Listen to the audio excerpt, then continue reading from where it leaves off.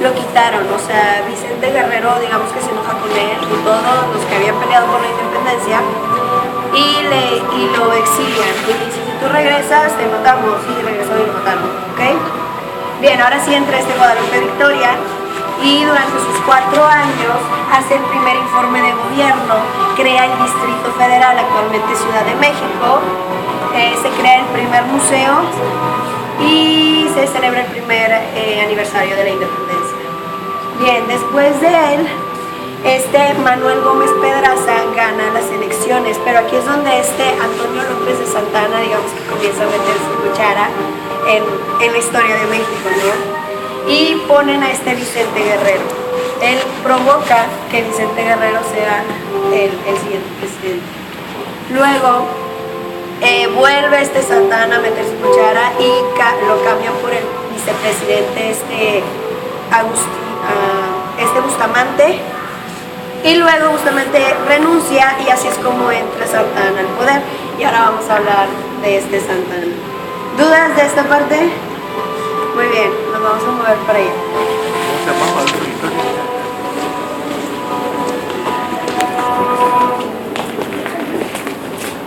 Bien, yo digo que también nos entendemos aquí.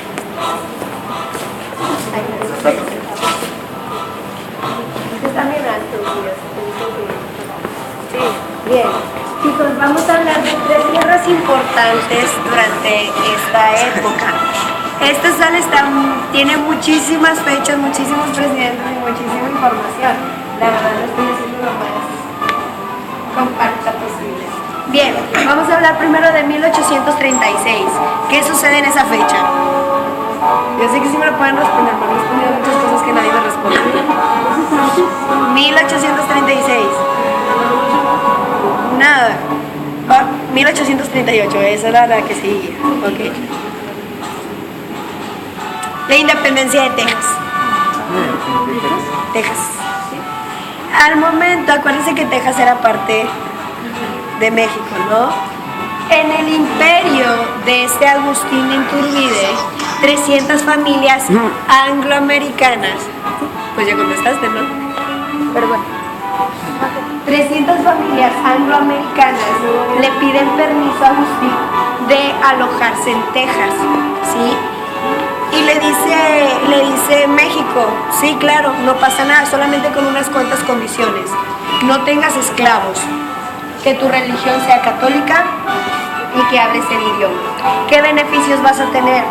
Tierras a muy bajo precio y te puedes nacionalizar.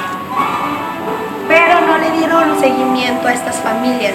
Entonces en México comenzaron las ideas centralistas. ¿A qué es a lo que se refiere esto? Que todas las decisiones se empezaron a tomar en el centro de México, ¿sí? Y todos los estados de alrededor comenzaron a sentirse olvidados. Y en uno de estos, fue Texas. Entonces Texas se quiso independizar y México le dijo, oye, espérate, no puedes hacer eso. Y ahí va Antonio López de Santa Anna y comienza la primera batalla, la batalla del Álamo, la cual la gana México. La segunda batalla, que es la de San Jacinto, la pierde México y dura como 20 minutos esa pelea. Capturan a Santa Anna y lo hacen firmar el Tratado de Velasco, que es donde, digamos que Texas se hace independiente, ¿sí? Nada más tengo pregunta, criterio, ¿qué piensan ustedes? ¿Santa Anna tuvo la culpa de perder Texas? No. ¿No? Sí. Sí, a ver, la verdad, lo que ustedes piensen, no pasa nada. Respeto. ¿Sí o no? Sí, ¿por qué? ¿Por qué tuvo la culpa? Por no querer que se independizara. Por no querer que se independizara, que solo fuera de él, ser muy posesivo. Vamos a analizar lo que dice la historia, ¿no? Si ahorita capturan al presidente, Enrique Peña Nieto, y lo obligan a firmar, lo capturan, y lo obligan a firmar algo para dar algo del país, ¿su firma tiene validez? No. No, porque está cautivo, carece de libertad. Sucede lo mismo en Estados Unidos. Si alguien captura al presidente, su poder pasa a otra persona en lo que recuperan al presidente. Entonces, Santa Anna carecía de libertad. Él firma y realmente su firma no tenía validez para el gobierno mexicano. ¿Cuál fue el problema aquí, chicos? Que el gobierno mexicano no le dio seguimiento. 11 años después, ¿sí?, con la intervención norteamericana en 1845, en donde Texas se ve en problemas económicos y decide unirse a Estados Unidos, ahí es donde dice México, espérate, no puedes hacer eso porque sigue siendo parte de México. Aquí es donde Estados Unidos sucede una batalla entre el río, para Estados Unidos el límite era el río Bravo o el río Grande, para México era el río Nueces. Entonces entre esos dos ríos sucede una batalla en donde mueren muchas familias, ¿sí? Entonces el presidente de Estados Unidos voltea y dice, se derrama sangre norteamericana en tierra norteamericana, se sienten ofendidos y le declara la guerra a México, ¿sí? Pero fueron muy inteligentes los de Estados Unidos, les voy a decir por qué, porque ellos investigaron cómo los españoles habían entrado, ¿sí?, a México por el puerto de Veracruz. Entonces lanzaron una tropa por el norte y otra tropa por el puerto de Veracruz. Y lo que hizo México fue mandar toda su gente hacia el norte. Entonces descuidaron el centro de México. Y aquí es donde sucede y sale la leyenda de los niños héroes. ¿Por qué? Porque llega a Estados Unidos por el puerto de Veracruz y ven y se dice que dice un militar, es que son unos niños. A ellos se les dio la indicación de retirarse, ¿no? Y ellos no quisieron. Y antes se ganaba la batalla de la siguiente manera, cambiando la bandera del país.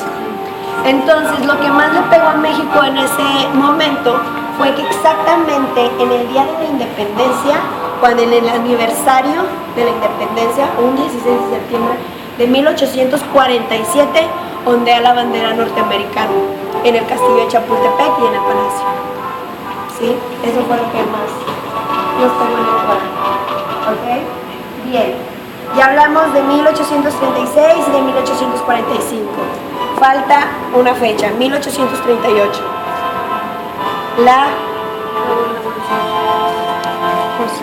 La intervención francesa, ¿sí? Cuando Francia quiere apoderarse de México, o también conocida como la Guerra de los Pasteles.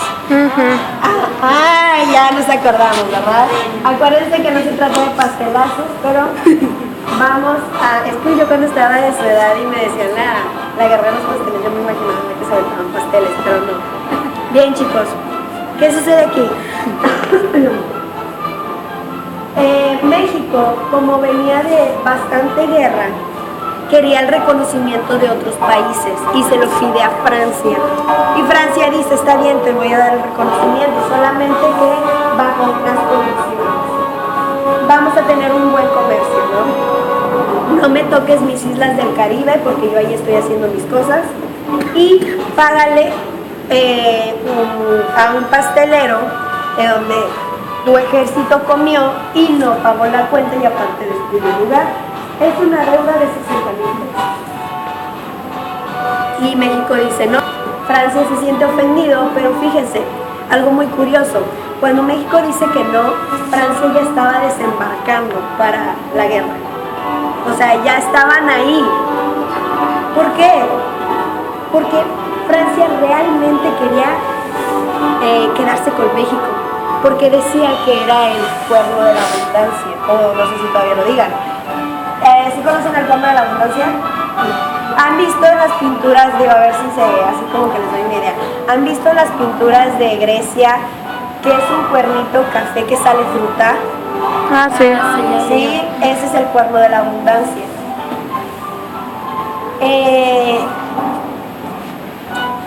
Déjame les explico. ¿Por qué México es el cuerno de la abundancia para ellos? Porque chéquense, analícenlo, México es muy rico en absolutamente todo. Tenemos los 3 ecosistemas, bosque, selva y desierto, ¿sí? Tenemos oro, tenemos plata, ¿sí? Tenemos minerales, tenemos biodiversidad, o sea, tenemos muchos animales de diferentes tipos de los 3 ecosistemas. Entonces, realmente querían explotar México, ¿sí? Entonces le declara la guerra, pero a fin de cuentas ellos, los dos decidieron ganar. O sea, ni Francia ni México ganó. Pero, chéquense, aquí es donde yo les hago la pregunta a ustedes. Francia le dice a México, tú pagas los gastos de deuda, son 600,000 pesos. Contando que el salario mínimo era de 10 centavos. ¿Verdad? Entonces ahí es donde yo les hago la pregunta, ¿realmente México ganó o perdió? Bien. Ahí ya los dejo a su criterio. Bien, chicos. Realmente México se endeudó con Francia, España y Inglaterra, ¿sí? Era una deuda de más de 900 millones, ¿sí? A los tres países. Bien, chicos. ¿Dudas? Ya hablamos de esta guerra, ya la información ya va siendo menos. Vamos a hablar ahora de Benito Juárez.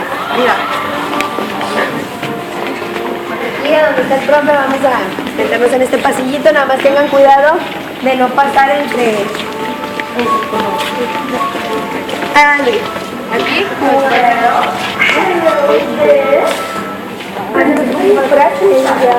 No se vayan a caer. Chicos, no se vayan a caer, tengan cuidado con las bardas. Háganse para acá. Bien, chicos, vamos a hablar de Benito Juárez. Todavía pasaron un chorro de cosas. ¿Cómo es que Benito Juárez llega al poder? ¿Alguien sabe? No. Bien, ¿se preparó? A ver, chicos, va. Yo en su momento yo no entendía cómo es que Benito Juárez había llegado al poder. Acuérdense que México ya estaba harto de Santa Anna. Santa Anna estuvo fácil unas 50 veces en el poder, pero no duró de que 4 años, duraba 1 año, 2 años, a veces días, meses. O sea, no duraba de que mucho tiempo, pero iba y venía. Entonces, entre Ignacio Comonfort, Benito Juárez,